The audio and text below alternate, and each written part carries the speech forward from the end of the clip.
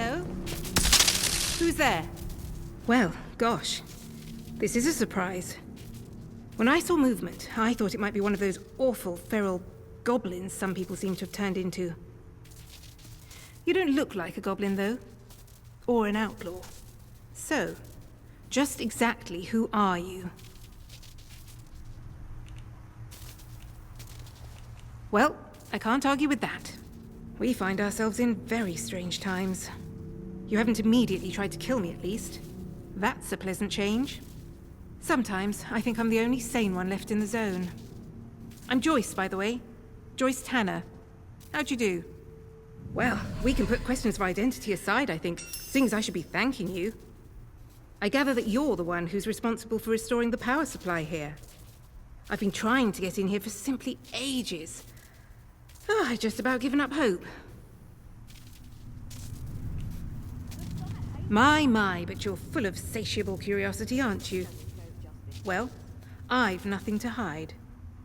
There was an expeditionary convoy sent in a few months ago. And Muggins here was seconded to it. I'm a communications specialist. Girl boffin, the squaddies call me. They needed us ladies to hold up the science end of things. I was drafted in, along with a Dr. Garrow. They say she was a big name here, before the disaster. Anyway, the expedition did not go swimmingly, let me tell you.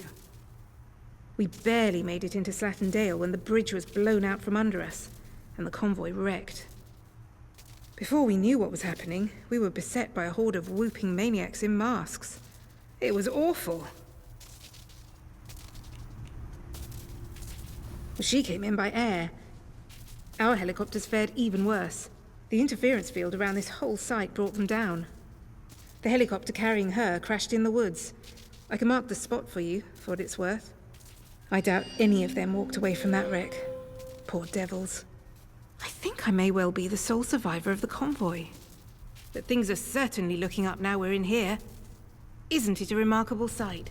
The Interchange in all its glory. I was beginning to think I'd never see the inside of it.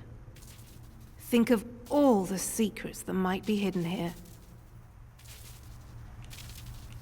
Well, the Interchange itself seems to be wired together like some sort of big computer. These data stores all connect to the central data processor. Though with the power cut, it looks like it's gone into a sort of a dormant state. No doubt that was part of the drill to get this place mothballed when the disaster happened. Whatever it was.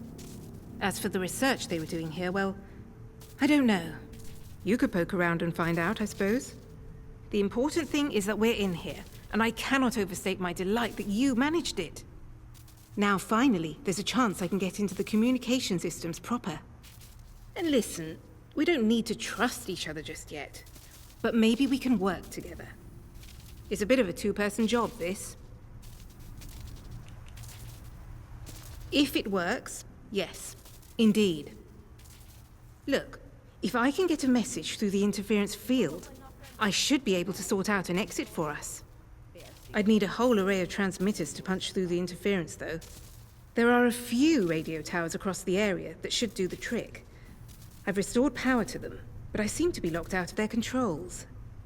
The operators must have isolated the towers from the network when the quarantine was declared. But look, if you could find each tower and release the security lock, I can fiddle around this end and try to use the array to blast out a signal. Here, I'll give you map coordinates for each tower. Good luck. Do your best. And try not to get eaten by any goblins.